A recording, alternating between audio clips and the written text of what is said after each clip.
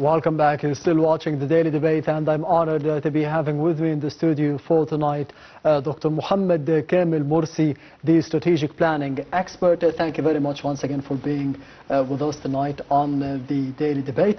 Of course, we did speak about the Bastille Day celebrations, but for the second part of the episode for tonight, we'd like to focus on the Egyptian foreign agenda in general under the tenure of President Abdel Fattah al-Sisi, and more specifically for Egypt and France, as we did see over the past few months and over the past 10 or 11 years. How do you see the foreign policy of Egypt? It has evolved under the tenure of President Abdel Fattah al-Sisi, of course, with Foreign Minister Badr Abdel Ati and the previous Foreign Minister Sameh Shukri. Definitely, thank you very much. I think the foreign policy of Egypt under President Abdel Fattah al-Sisi has evolved, as you have correctly mentioned, significantly, and we have seen a significant positive relations that have been built with a number of key countries across the world. Today, if we're talking about France, we have built during the last decade a very strong relations with France, as well as the rest of the European Union. And I think it has translated into not only just political stance or clear political positions, as we have seen the alignment on the Egyptian political positioning in Gaza from the EU and from France specifically, but also we have seen that this has translated into the economic sector as well. Not only that, we have seen a significant number of companies coming in renewable energy, in transportation, in telecom, in technology, investing in Egypt from France as well as the other European countries. But we have also seen a number of collaborations significant in the education sector. On the practical education, a number of French universities are very interested in sharing the knowledge, sharing the best practice in terms of practical education to Egypt. I want to highlight one of the significant opportunities today, which is the outsourcing and offshoring, either on the service side or the industrial side. Yes. And it is a clear complement relation between Egypt, France and Egypt to the European Union, because with the youth population, with the number of strong, well-educated youth, we create a great opportunity for the European Union in general, France specifically, especially with the number of French schools that we have and French speaking people, that this can become a great success. And we have seen during the last decade a number of French companies, European companies, building their hub in terms of outsourcing, in terms of offshoring in Egypt, and it has significantly increased. And really, this model can be generalized to a large number of sectors as well. Yes, the foreign policy agenda of Egypt under the tenure of President Abdel Fattah al-Sisi. I'll return once again to it, because yesterday we have seen the participation of President al-Sisi in the mid-year coordination meetings of the African Union, the 7th mid-year summit for the African Union, and we have seen basically everything change under the tenure of President Abdel Fattah al-Sisi in this domain, the foreign policy agenda for Africa, for the European Union, for France, as we are focusing on today. What are the main pillars of those changes? I think that we, as you correctly mentioned, we have really, if I may put a kind of title, we have returned to Africa. Yes. And I think that the building President al-Sisi is really building significant ties with the African countries all across. Egypt is significantly investing in terms of its foreign policy in Africa, yes, as well as the relation with the European Union, as well with the Arab countries.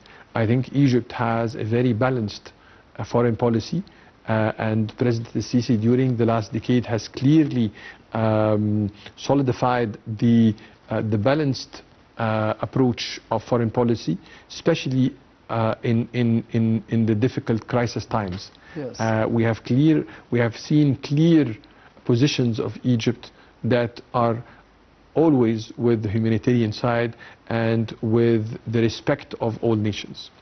Yes, on the other hand, it's not just between Egypt and France, not just about diplomacy and political affairs, it's more about the economy as well, about investments, about the cultural expertise between Egypt and France to be transacted between both countries. How do you see the importance of those cultural transactions, those economic bilateral relations between Egypt and France, and not just focusing solely on the politics and diplomacy? I will start by the human side. Yes. I think that there is a clear clear strong relation between the Egyptian people and the French people, and there is a clear respect from both sides, yes, especially on their culture sides. So you find a lot of French people fascinated by the Egyptian culture, by the Egyptian tourism, by the Egyptian civilization and civilization history, and history, and it is taught in their schools as well as in most of countries, most European countries. So this is a clear leverage that we have, that the people in Europe, they like Egyptian people, and I think that this is an opportunity not only on the culture side, but opens a lot of opportunities on the economic side, on the tourism side, on the culture sides, on the education, on renewable energy. So it opens a lot of different sectors, just because the strong relation that the country has as well as the people's side have. Yes, France is a key arms supplier to Egypt as well. So how do you see the importance of those supplies from Egypt to France, especially after the elevation of the bilateral relations between both countries to a strategic partnership? How do you see the future of the military cooperation? It's a tough question for me. Yes. No, I think that it's a clear, His Excellency President Sisi and our army have clear decisions on their military sides, and it clearly balanced across the sources of defense weapons. So I think we're building on the strong relations that we have with the different countries. It's a very specialized question, but on the other hand, we have seen today the participation of Foreign Minister Badr Abdulati in a meeting comprising the European Union foreign ministers and the southern neighbors of Europe. So how do you see the foreign policy agenda of Egypt towards Europe and the Mediterranean region in specific nowadays? I think Egypt is a key leader in the Mediterranean area, and especially in its foreign policy, especially that we represent a number of different things in this. We represent the Arab side, we represent the North African side. We represent an important economic part in terms of the natural gas in this region, and we also represent a great opportunity in terms of population and economic opportunities for the South European countries. Yes, on the other hand, we know that there are some shared interests between Egypt and France, and more specifically to the conflicts that are taking place in the Arab world and the Mediterranean region. One of them is the situation in Libya, for example, and the other is the situation in the Gaza Strip, the aggression by the Israeli occupation forces against the Palestinians in the Gaza Strip for the past 20 or 21 months, resulting in at least 60,000 deaths for the Palestinians in the Gaza Strip. Returning to the shared vision, the shared interests in this field, in this domain, regarding those issues like Libya, like the Gaza Strip, how do you see the importance of collaborating and cooperating in this field? I think that the Egyptian position in terms of foreign policy for Libya is very clear in terms of the respect of the Libyans and the the national state of Libya. And this position is very well respected from the French side, and there is a quite strong alignment on that side. On the Gaza side, nothing more than can elaborate the strong alignment than the visit of President Sisi with President Emmanuel Macron to Rafah, yes, and showing a clear stance for the humanitarian aid, and the clear alignment throughout the last almost 2 years now of the suffering, a clear alignment on the Egyptian foreign policy position. On the other hand, investments, of course, are very important by Europe in general into Egypt, and more specifically by France, stopping at least $7 billion here in the country. What about the significance of the French investments into Egypt, and how this align with the Egyptian vision of 2030? We see the French investment across most of the sectors.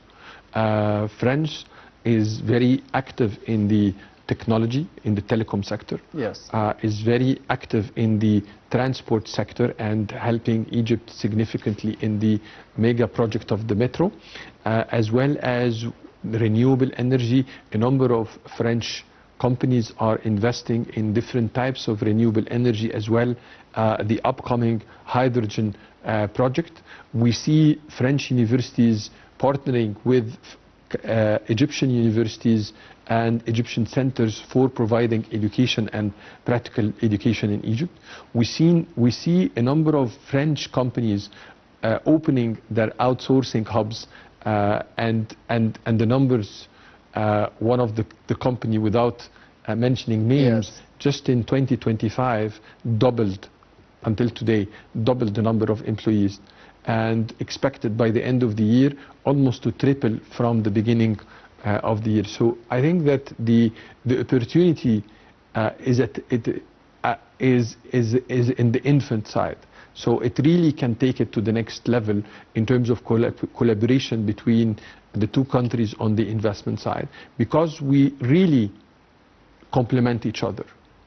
Yes, some of the principles of the French Revolution were liberty, fraternity, equality, and we did hear about those same principles during the 2013 revolution against the terrorist Brotherhood organization. How do you see the importance or the significance or the similarities between both revolutions? I think liberté, égalité, and fraternité, we saw the same reflection on the Egyptian people, and really talking about their equality, and they wanted their liberty in 2013. And I think that the streets in Egypt really reflects the people in the streets really reflects the sentiment that we have seen in the revolution in 2013. Yes, and you've mentioned, Doctor, before, during the course of the episode for tonight, that there is an amicable relationship between the people of Egypt and the people of France. We both have respect for each other and the civilization of each other, of course, from the French side to the Egyptian side as well, even more for the Egyptian civilization. But how do you see the importance of Egypt to be celebrating the cultural events and the historic events in France, to be even deepening the bilateral roots between Egypt and France? I think it's a great step for really building on the strong relations between the two countries and building on the positive and amicable sentiment that both countries have. French companies in Egypt, they have Egyptian employees, and people today, as French people, are celebrating, and their colleagues are celebrating with them. So I think it's a strong message from the Egyptian people that we have a strong amicable relation with the French side.